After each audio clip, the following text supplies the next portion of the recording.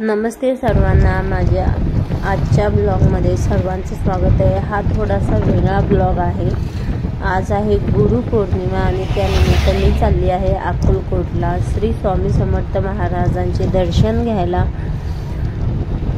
तर हा व्हिडिओ बनवण्याचा उद्देश असा काही वेगळा नाही, पण मला वाटलं की व्हिडिओ बनवूया आणि मी जाता जाता बसमध्येच व्हिडिओ बनवला आणि जायचं प्लॅन असं काहीच नव्हतं। माझं पारायण चालू होतं घरीच आणि 11:30-12 वाजता मी रेडी झाले की आज अक्कलकोटला जायचं, पण गर्दी भयानक असणार आहे हे माहीत होतं, तरीसुद्धा मी रेडी झाले। पण अक्कलकोटच्या जवळजवळ आपण आलोय आणि इतकं छान हिरवगार असं वातावरण आपण पाहतोय। तुम्ही बघू शकता, तुम्हाला फोटोमध्ये बघून जर इतकं छान फील होत असेल आणि आय होप की मी तर तिथून प्रवास करत होते आणि दर 5 मिनिटामध्ये बस जात होत्या।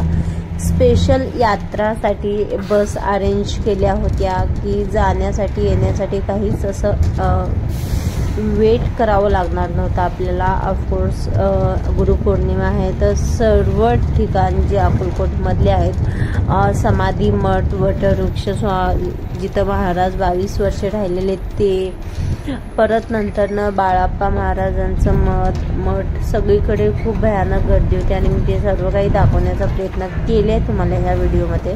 आता आपण खूप जवळ आलेलो आहोत अक्कलकोटमध्ये। आता मी डायरेक्ट स्टँडला उतरेन आणि पुढे मी कसं जाणार आहे आणि कसं दर्शन होतील हे सर्व काही तुम्हाला मी सांगेन आणि हे व्हिडिओमध्ये तुम्ही पाहू शकणार आहोत। रोडला आपण म्हणजे रोडपासून आता जातोय ह्या ज्या रोडनं आणि इथून खूपच जवळ 1-2 किलोमीटरवरतीचा अक्कलकोट आहे आणि तिथून हे मेन सोलापूर अक्कलकोट हायवे आहे आणि इथं रस्त्याचं काम सुद्धा चालू होतं आणि पाऊस होता, पावसाचं वातावरण होतं हलकंसं आणि त्यामध्ये मी दर्शन घ्यायला जाते। मला असं इतकं छान फिलिंग्स येत होत्या, खूप छान वाटत होतं आणि मन खुश होत होतं। आणि असं काही ठिकाण राहतात जे आपण जिथं जाणार आहोत, दर्शन घेणार आहोत, ते पाहून आपल्याला खूप प्रसन्न वाटतं आणि मला नेहमीच मी अक्कलकोटला सारखं जाते कारण मी अक्कलकोटचीच आहे।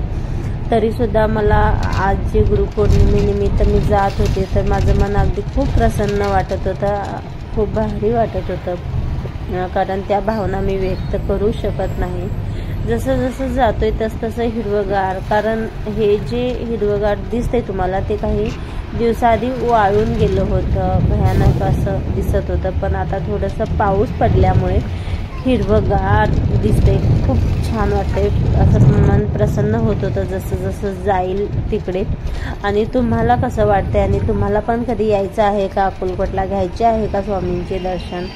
तर तुम्ही कुठून आहात, कोणत्या सिटीतून आहात ते सांगायला कमेंटमध्ये विसरू नका। इथे थोडंसं काम चालू होतं, चिखल झालं होतं आणि तुम्ही बस पाहतायच आणि येणारे जे प्रत्येक पब्लिक होते त्यांच्या प्रत्येकांच्या कपाळावरती मी पाहत होते की सगळ्यांच्या कपाळावरती ऑलमोस्ट 95% कपाळावरती टीका लावलेलं होतं। तर समजून जावा की तुम्ही नक्कीच ते दर्शन करून आलेले होते।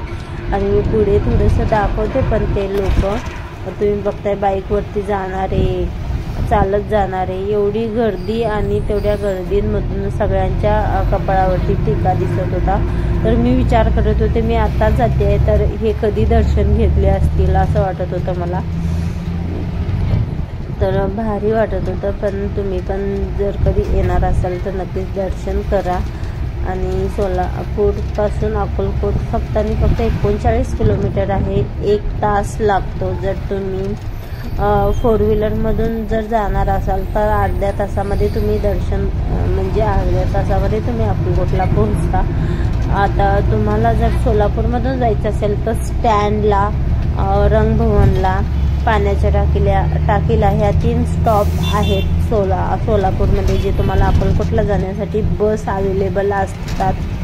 त्यासोबतच जीप म्हणा, ॲटोज पण असतात, एमर्जन्सी पण जीप असतात, त्या तुम्ही जॉईन करून तुम्ही अक्कलकोटला येऊ शकता। आता इथून जे आहे ते फक्त आणि फक्त अर्धा किलोमीटर आहे बस स्टँड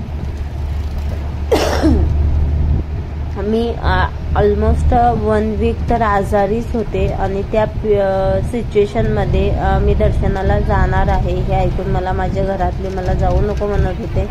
त्यांचं जे रिझन होतं की मी ऑलरेडी आजारी आहे, सर्दी खोकला ताप बॅक पेन, मग त्यामध्ये मी कुठं जाणार, कसं दर्शन घेणार, त्याच्यामुळे नको म्हणत होते. आणि मिस्टर पण खूप आजारी होते, ते आले नाहीत सोबत, मी एकटीच आले होते दर्शनाला. आणि इथं जे आहे आपण स्टँडला आलोय, तुम्ही बघा किती गर्दी आहे आणि सगळ्यांच्या कपाळावरती टीका दिसते.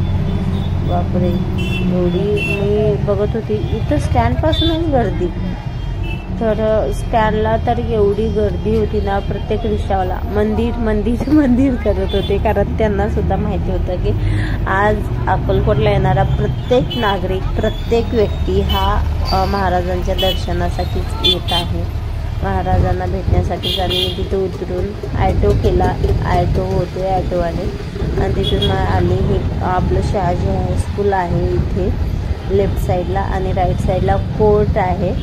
आणि इथंच आम्हाला पुढे सोडलं, कारण की गर्दीच होती, पुढे जाताच येणार नव्हतं.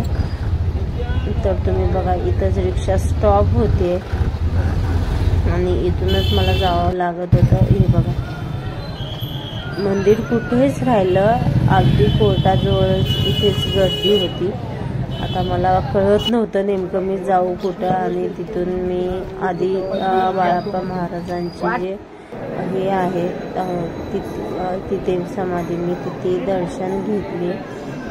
मला इथे इतकं प्रसन्न वाटलं, मी शब्दात व्यक्त करू शकत नाही. आणि मी पहिल्यांदा चालली होती, रांग दिसली आम्हाला, आणि मला वाटलं की लोक इथं चाललेत तर आपण जाऊया. आणि ते प्रसाद इथं प्रसाद वाटप करत होते, तर मला आपल्याला आज मंदिरात जाता येणार नाही, तर नक्कीच आपण आज इकडे जाऊया. इकडे मी दर्शन घेतले आणि तिकडे प्रसाद पण चालू होते. म्हटलं आपल्याला आज महाराजांनी इकडे आणले, इकडे आपण दर्शन घ्यायला आलो आहे, आणि इकडेच मी दर्शन घेतले.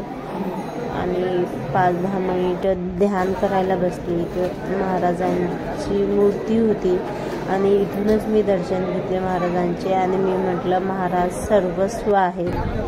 तर ही जी लाईन दिसते, तर ही मेन स्वामी समर्थ वटवृक्ष, जे स्वामी समर्थांचं मंदिर आहे तिथे जाण्यासाठी आहे.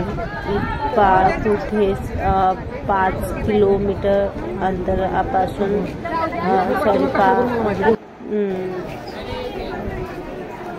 5 किलोमीटर अंतरापासूनच लाईन होत्या, असं न्यूजला पण आलं होतं. आणि मी ट्राय केलं की बाहेरून मला दर्शन भेटेल का, तिथून पण नाही भेटलं. आणि हे जे आहे हे इकडे बुधवार पेठमध्ये जे आहे महाराजांचं समाधी मठ, इथं आलो होतो. इथं तर दर्शन भेटेल का, तर बॅड न्यूज, इथं पण दर्शन भेटलं नाही, इथं पण खूप गर्दी होती. त्यामुळे मला जे प्लेस आहेत ते मी जे पारायणमध्ये वाचते, पठण, ते सगळे मठ मला पाहायचे होते. श्री गुरु मंदिर बाळाप्पा मठ अक्कलकोट, इथे माझे आज दर्शन भेटले. मला महाराजांनीच मला इथे आणले होते आणि इथेच मला दर्शन घेतले, इथेच मला प्रसाद भेटलं. तर छान वाटलं मला. दिवस माझा गुरुपौर्णिमेचा खूप छान गेला. आणि इथून मी समाधी मठ पाहिलं महाराजांचं. तिथून पुढे जे मारुती मंदिर आहे, चिलिमीमधून धूर निघायचं, जे आपण माहिती आहे सर्वांना, ते ठिकाण मी पाहिलं. आणि हे सर्व मला भाऊनी दाखवला. तर तब्येत डाऊन होती आणि तिथून मी बस पकडली आणि फायनली मी सोलापूरला आले.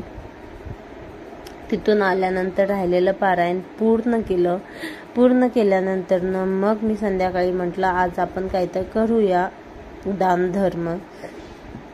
त्यासाठी मी परत जे जुने मंदिर आहे दत्त महाराजांचे तिथे गेले मी, आणि तिथे जाऊन थोडंसं दानधर्म केले. आणि तिथे मी व्हिडिओ वगैरे नाही काढले त्याचे, मी जर गुरुवारीच करत असते ते.